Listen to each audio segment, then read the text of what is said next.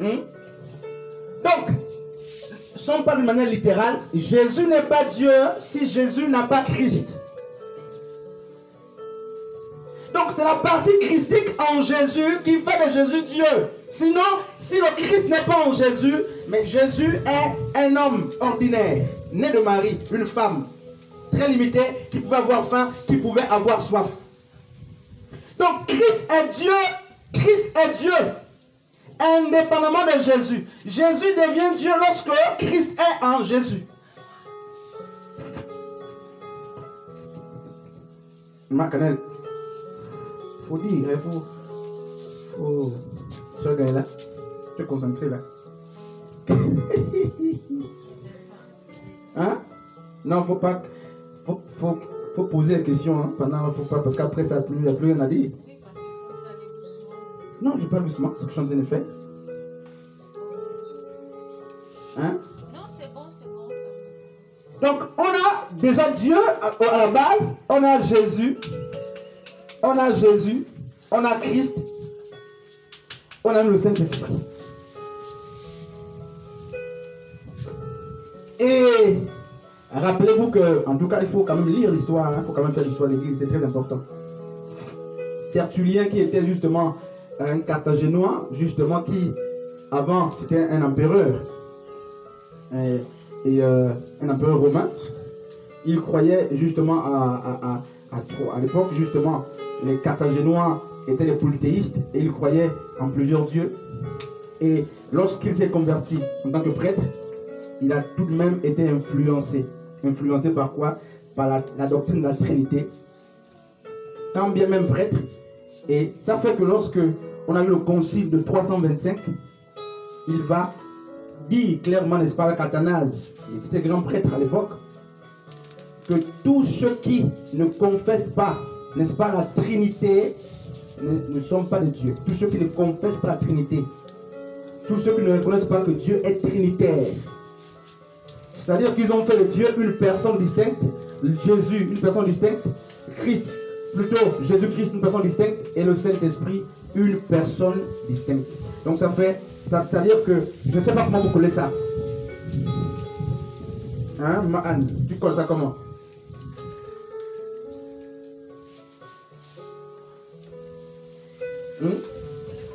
Vous connaissez ça comme Dieu, il y a le Père, et le Fils et le Saint-Esprit. Dieu est à quel niveau? Vous priez qui? Vous donnez l'adoration à qui? Qui mérite l'adoration? Qui mérite la louange? Et on nous a présenté un Jésus trinitaire, un Dieu trinitaire, parce que les gens n'ont pas compris le mystère de la piété. Emma Anne. Et donc, qu'est-ce qui se passe? Marie, pleine de grâce, va recevoir la grâce de Dieu. Elle va enfanter qui? Jésus-Christ. Un seul gars là. Marie enfante Jésus-Christ. Et Paul dit qu'en lui habitait corporellement toute la... Oui, maman. Jésus. Jésus-Christ, bien sûr. Marie n'a pas seulement enfanté Jésus. Parce que le Jésus que Marie enfante habitait le Christ. C'est-à-dire que le Christ logeait dans le fils de Marie. Qui est Jésus? Marie enfante qui? C'est-à-dire d'une manière naturelle. Elle ne peut pas enfanter Christ. N'est-ce pas? Mais le fils que Marie a enfanté abritait le Christ. C'est pourquoi on dit Jésus-Christ. Mais la partie humaine, c'est le fils de Marie, c'est l'incarnation de Dieu. Physique. N'est-ce pas? Et quand Jésus-Christ disait par exemple aux pharisiens que, n'est-ce pas, Abraham, votre père, a vu mon jour. C'est pas Jésus? Abraham n'a pas vu Jésus. Abraham a vu le Christ.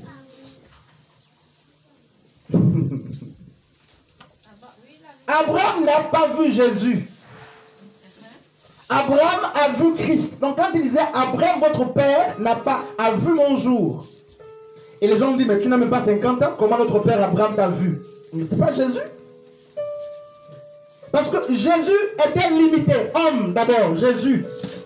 Alors, il commence, le Jésus naturel, c'était que le voile que Dieu avait pris pour se manifester, n'est-ce pas, parmi les hommes. Et maman Anne, je sens que tu n'es plus en paix.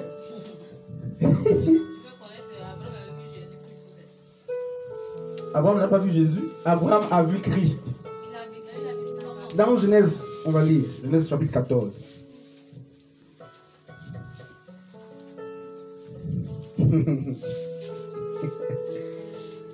Genèse chapitre 14.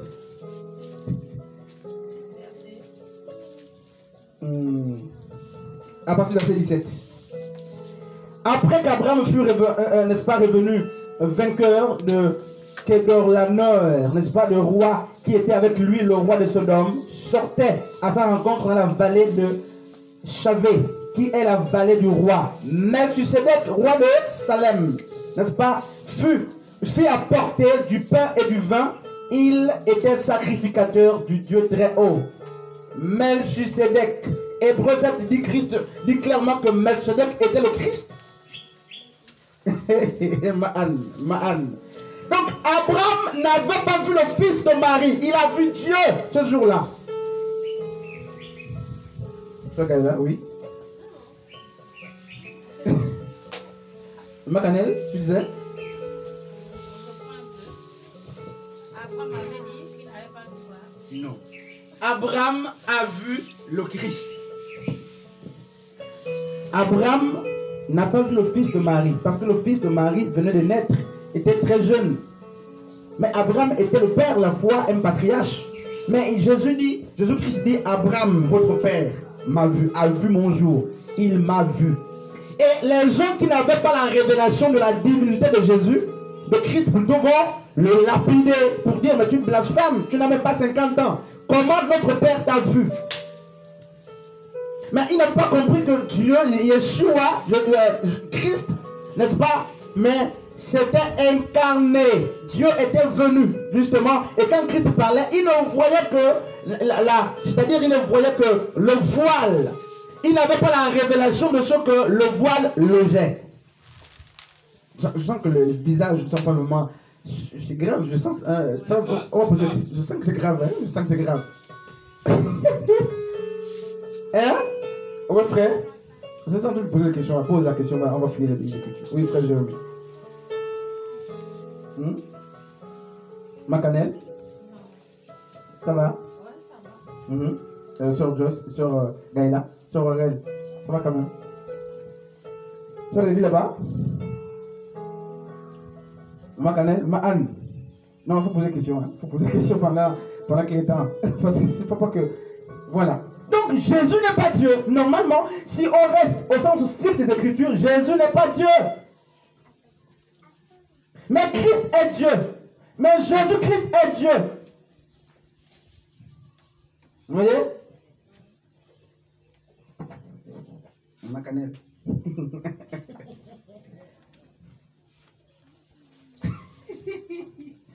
Non, là, c'est pas bien. Oui. Oui. Non, pose, il n'y a pas de problème. Jésus, c'est sauveur. Christ, c'est le Messie, le oint, l'envoyé. Maintenant, Yeshua, le nom là, Jésus-Christ. En tout cas, Jésus, c'est le Messie. Regardez, Jésus, c'est la partie, le Christ, c'est la partie divine en Jésus. Et quand on dit Jésus est le sauveur d'après, n'est-ce pas, Ésaïe chapitre 9, on dit, un fils nous est donné, vous est donné, et un sauveur nous est donné, tout ça, la rédemption reposera sur son épaule, on l'appellera comment? Emmanuel, quoi? Prince de paix. Prince de paix là, c'est le Melchisedec là, roi de paix, tout ça. D'après Genèse 14, on l'appellera comment? Non, c'est pas fini. Admirable, conseiller, Père éternel, Dieu tout-puissant. Attention. Pardon. Oui, donc, Anne, tu disais, Macanel, tu disais? Macanel, t'as qu'à poser une question là, avant toi là.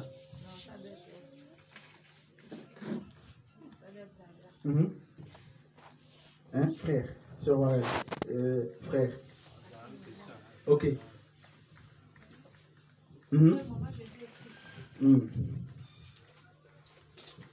C'est une grande question. C'est bien, il faut lire comme ça, il faut poser des questions. Au moment là où il a commencé son ministère, Dans le ventre, il était encore Jésus. Il était Jésus, il était Christ. Puisque Christ allait voir, non. Ça, c'est grave, je vous dis. Elisabeth. Oui. Quand elle allait rencontrer Elisabeth, Elisabeth était enceinte de Jean-Baptiste. Si elle avait que Jésus dans le ventre, Jean-Baptiste ne pouvait pas tressaillir dans le ventre. Mais quand elle avait Jésus-Christ dans le ventre de sa mère, Jean-Baptiste a reconnu que le Christ était dans le ventre de Marie. Après, il a tressailli.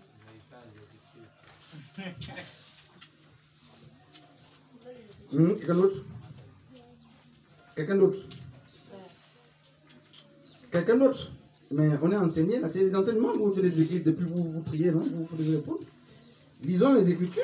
À quel moment Jésus est Christ? C'est ça, c'est ça la question? Oui, c'est ça? Sœur Lady, quelqu'un d'autre? Sœur? Quelqu'un d'autre?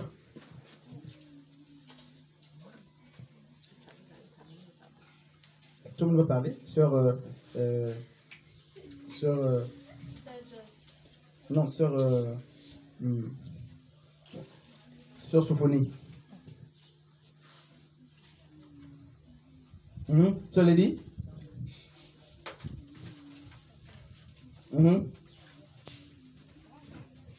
Oui. Maman, oui, sœur Joyce.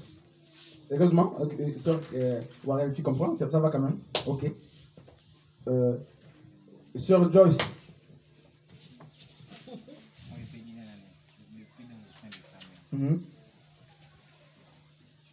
Oui.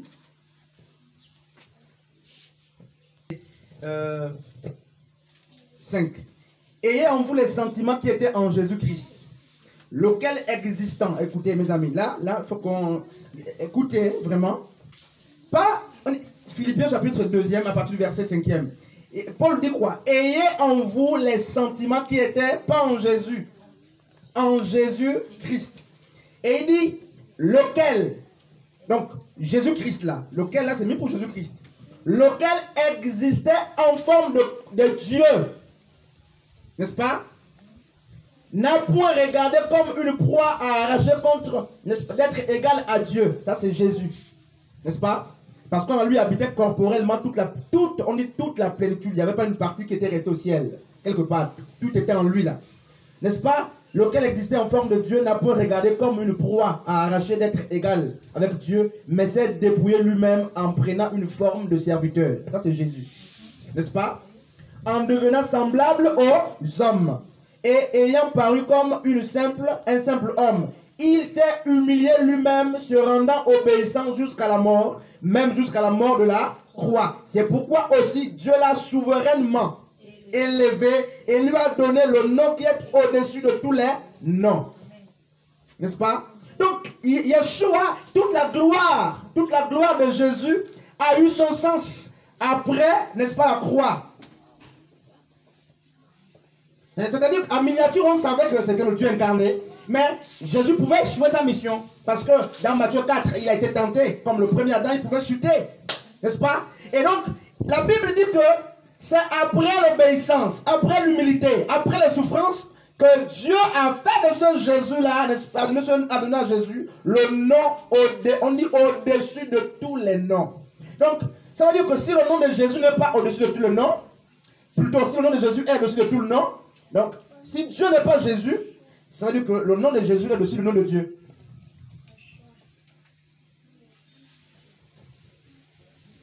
Afin qu'au nom de Jésus, maintenant, puisqu'il a reçu l'approbation du Père, afin qu'au nom de Jésus, tous genoux fléchissent dans les cieux, sur la terre et sous la terre, et que toute langue confesse que Jésus-Christ est Seigneur, Adonai, Rabbi le Maître, à la gloire de Dieu le Père. Ainsi, mes bien-aimés, on va lire le texte là, qui me vient là, les textes me viennent là, on va lire là-bas. On va lire Romains chapitre 8. Hein, frère Tavares? Romains chapitre 8 là-bas. À partir du verset 8. Or, ceux qui vivent selon la chair ne sauraient plaire à Dieu. Pour vous, vous ne vivez pas selon la chair, mais selon l'esprit. Si du moins l'esprit de Dieu habite en vous. Si quelqu'un n'a pas l'esprit de qui? C'est bon, hein? Non, je vais gagner la place là. Maman Canel, est-ce que tu as la page? Voilà, tu as la page. Romains 8. Romains 8 à partir du verset 8. Tu as la page?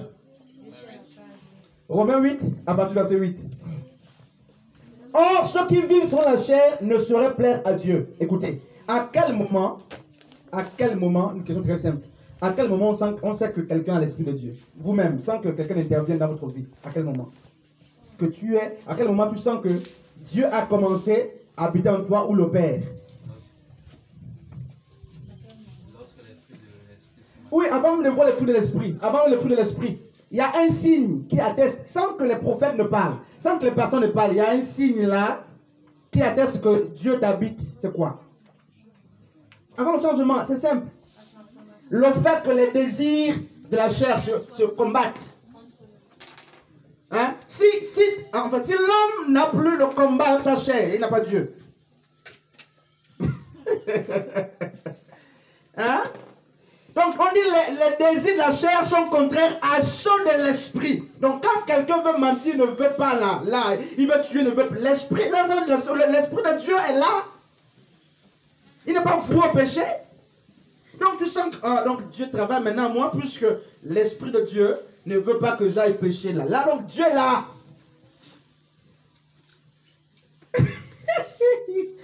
Et on dit quoi?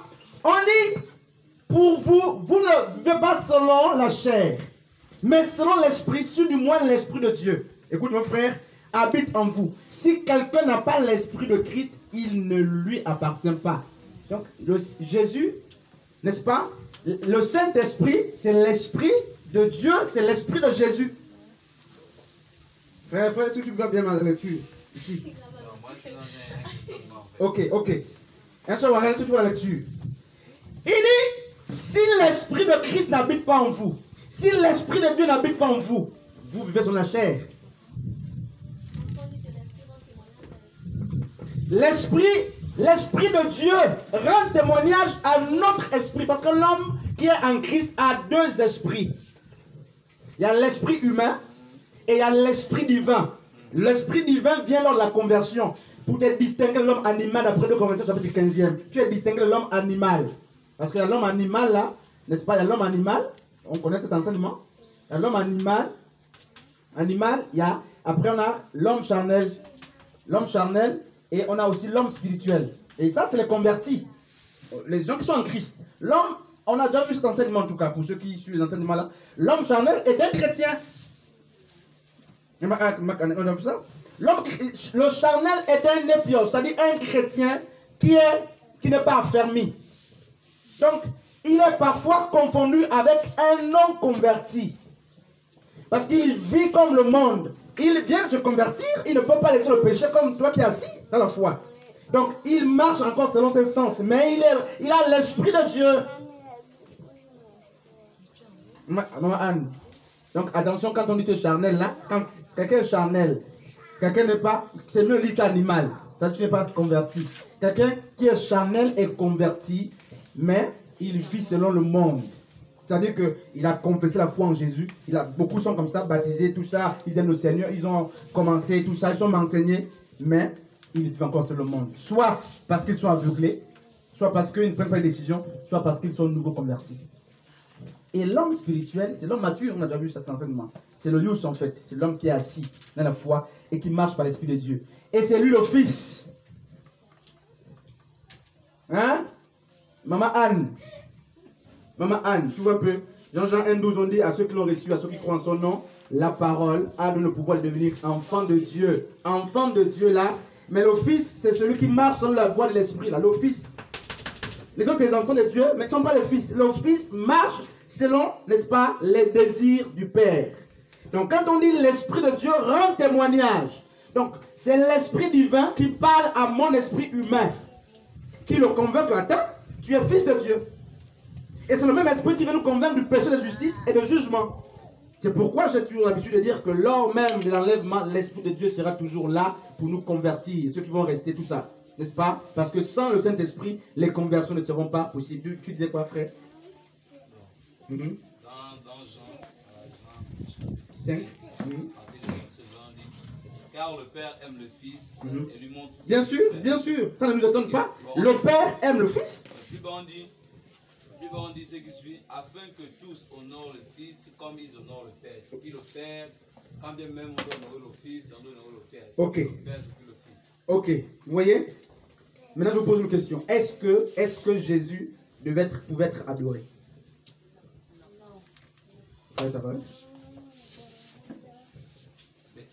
Non, réponds-nous d'abord. On va lire ça tout à l'heure là. C'est pas un problème pour nous, Jean chapitre 5e. Est-ce que Jésus méritait l'adoration? Dans l'aspect physique, non. C'est-à-dire quel aspect physique? Pas Jésus-Christ, Jésus. Oui. À 100% homme, non. Jésus-Christ. Oui, parce qu'il y a une entité en lui. Non, attends. Exode 20 dit quoi? Exode 20 nous dit qu'on adore que Dieu seul. N'est-ce pas? Et tous les Hébreux savent que si tu te prosternes devant une autre entité, tu es idolâtre. On sait ça tous? On sait ça, frère Tavares. Ok, les Hébreux, donc les Luc, tout cela, n'est-ce pas? Les Matthieu, tous les apôtres de Christ, qui étaient les Galiléens, sauf Judas, qui était de la Judée avec Jésus. Judas venait de la même contrée que Jésus, les autres étaient les Galiléens. Ils savaient qu'on n'adorait pas quelqu'un d'autre. Ils savaient que la personne qui ne pouvait pardonner les péchés, que c'est Dieu. Ils savaient. Et on a vu Jésus pardonner les péchés des gens. Et remarquez dans Luc 21, 24 là-bas. Quand Christ est ressuscité, il fut adoré. N'est-ce pas? Jésus, quand Jésus est venu de la tombe, lorsqu'il a repris la forme glorieuse, le corps incorruptible, le corps glorieux, la Bible dit que les apôtres l'ont adoré. Mais en fait, c'est quoi? Le Fils, c'est quoi? Quand on parle du Fils, frère Tavares, le Père,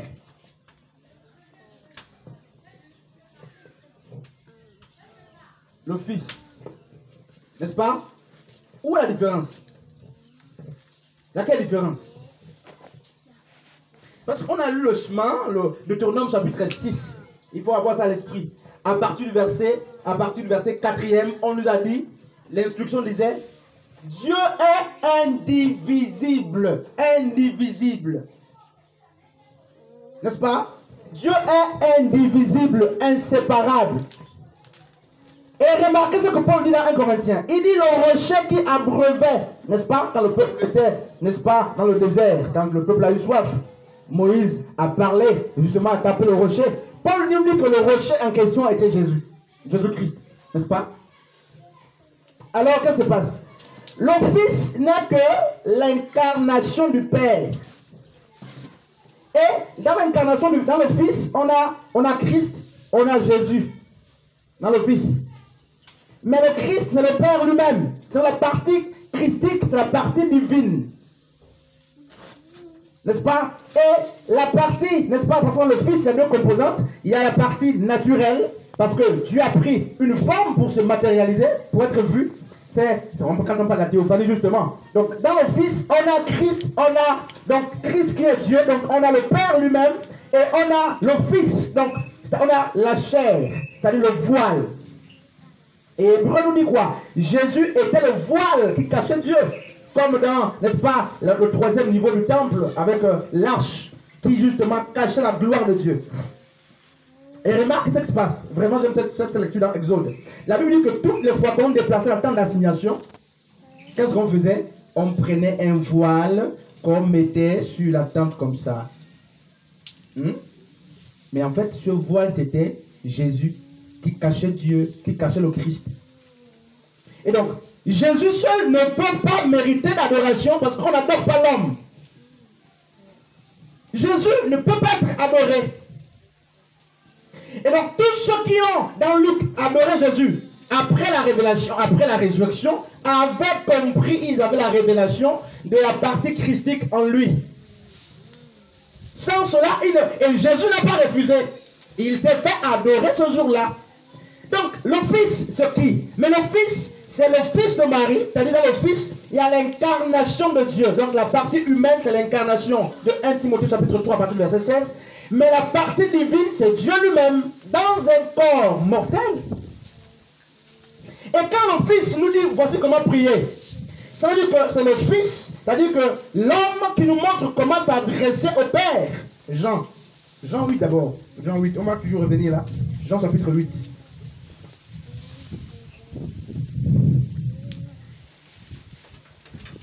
Jean chapitre 14, à partir du verset 8.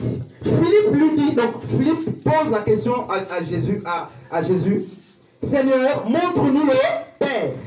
Vous voyez que cette question de Père, c'est une question de début. Nous ne sommes pas les premiers à chercher le Père. Donc même Philippe qui était apôtre ne connaissait pas le Père, malgré les 3 ans et demi qu'il passait avec Jésus. Il ne connaissait pas le Père. Et il dit, montre-nous le Père et cela nous suffit. N'est-ce pas? Montre-nous le Père et cela nous suffit. Verset 9, Jésus lui dit, il y a si longtemps que je suis avec vous et tu ne m'as pas connu. N'est-ce pas? Non, on va lire ailleurs. On va lire ailleurs parce que là c'est ma Bible. Philippe veut voir le Père, comme nous sommes en train de faire. Mais non, Jésus là, nous on veut voir le Père. Jésus dit, mais je suis moi-même, en fait, en d'autres termes, je suis le Père. Et je suis avec vous depuis, comment vous me cherchez encore? Celui qui m'a vu a vu le Père. Le Père est à moi, je suis dans le Père. Une équation qu'on ne peut pas résoudre. Parce que Jésus n'est pas, le Père n'est pas que dans Jésus. Jésus, le Père est dans Jésus, Jésus aussi dans le Père. N'est-ce pas? C'est ce qu'on dit? Jésus est dans le... Jésus dans le Père. N'est-ce pas? Jésus dans le Père. Et dans le Père, Jésus est dans le Père. N'est-ce pas? C'est ça, c'est le Père. Jésus dans le Père. Et le Père dans Jésus. Donc c'est une fusion, c'est un mélange, on ne peut pas les séparer. Un frère Tavares? Oui. Le problème c'est que oui. Les gens, quand ils posent la question, on n'a pas dit Jésus-Christ, on dit Jésus dit. On sait tout bien que Jésus, oui. C'est l'homme animal en fait. Bon, pas animal, c'est l'homme, oui, oui. C'est-à-dire l'homme physique. Voilà, on dit Jésus dit, et non Jésus-Christ dit. Or, tu viens de nous dire que Jésus-Christ est Jésus, 100% homme, 100% Dieu. Oui. Donc là, automatiquement, il a le droit d'être adoré. Mais là, on parle de Jésus. Pourquoi ils ont supprimé le Christ? Oui. Ils n'ont pas jumelé. D'après vous, comment Christ... Non, mais, écoutez. Jésus n'est pas... Jésus, d'une manière littérale, Jésus, c'est pas le Père. N'est-ce pas? Mais Jésus n'était pas ignorant à son sujet. Lui-même n'était pas ignorant à son sujet. N'est-ce pas? Donc quand il dit, je suis le Père, n'est-ce pas? Mais il sait de quoi il parle.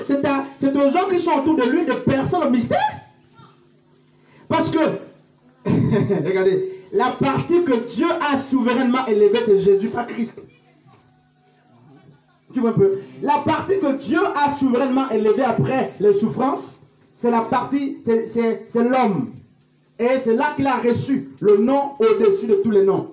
Mais dès le commencement, le fils de Marie était le tabernacle de Christ. Donc que Jésus dise, sans le Christ à côté, Jésus-Christ ou Jésus, quand il dit je suis le Père, il ne se trompe pas. Sauf pour ceux qui n'ont pas la révélation que ce Jésus est le temple de Christ. Ce Jésus est, n'est-ce pas, 100% homme, 100% Dieu. Donc ceux qui n'ont pas cette révélation comprendront, non, mais ça c'est Jésus l'homme qui parle, mais Jésus se connaît lui-même. Et en fait, donc il ne se trompe pas à son propre sujet. Hein, Anne, une question là-bas.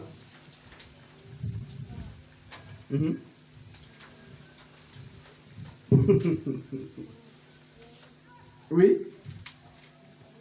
Oui, Macanel, ce gars-là. Donc Jésus n'est pas Dieu, excusez-moi de le dire. Mais Jésus-Christ est Dieu. Et Jésus est aussi Dieu.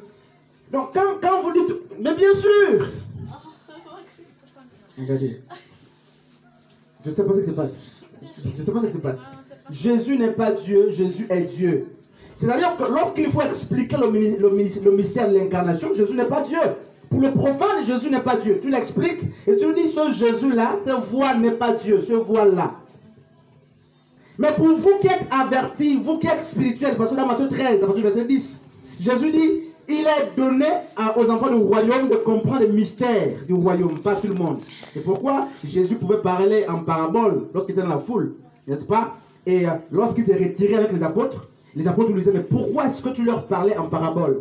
Et il va dire, mais il n'est pas donné à tout le monde de connaître ou de comprendre les mystères du royaume, mais seulement à ceux qui sont du royaume. Donc, nous tous là, peut-être que là, parmi nous là, ceux qui ne sont pas du royaume, ça sera difficile, n'est-ce pas, de comprendre. Maintenant, quand je dis Jésus égale Dieu, Jésus est différent de Dieu, c'est ça. Vous savez que Jésus avait, n'est-ce pas, la partie christique. Donc quand je vous dis Jésus est Dieu, vous comprenez ce que je dis? Maintenant, à un enfant, je dirais, mais Jésus n'est pas d'abord Dieu. Et je vais montrer l'importance de la place de Christ dans Jésus avant de vous dire Jésus, Christ est Dieu. Et remarquez, quand Dieu se révèle, n'est-ce pas, à Abraham, même à Moïse, il donne un nom, non? C'est lequel là? Le nom, Quand il se révèle à Moïse, oui. il dit qu'il est le Dieu qui est. Oui, c'est Aya, non? C'est ça, non? C'est pas ça. C'est Aya. Oui. Aya. Et remarquez, Ya. Le Ya là, c'est le diminutif de Dieu. Ya. N'est-ce pas? Parce que, en fait, quand Dieu se révèle à Moïse, quand il l'envoie, n'est-ce pas, en Égypte, justement, délivrer, hein, frère Tavares, s'il te plaît, délivrer le peuple. Remarquez ce qui se passe, ma soeur Warel. Le peuple dit à Jésus, à Dieu plutôt, mais qui es-tu? Qu'est-ce que je vais leur dire quand je vais arriver? Qui m'a envoyé? Vous connaissez l'histoire. Dieu va dire, dis-leur le Dieu de vos pères. C'est quel père? C'est Dieu, c'est Christ. Non, le Dieu de vos pères, c'est-à-dire, il y a des Moïse, il va leur dire que c'est le Dieu de vos pères qui m'envoie. Moïse dit non. Le Dieu de vos pères, c'est pas un nom. Donne-moi le nom. Le nom c'est lequel? Et Dieu va dire, je suis.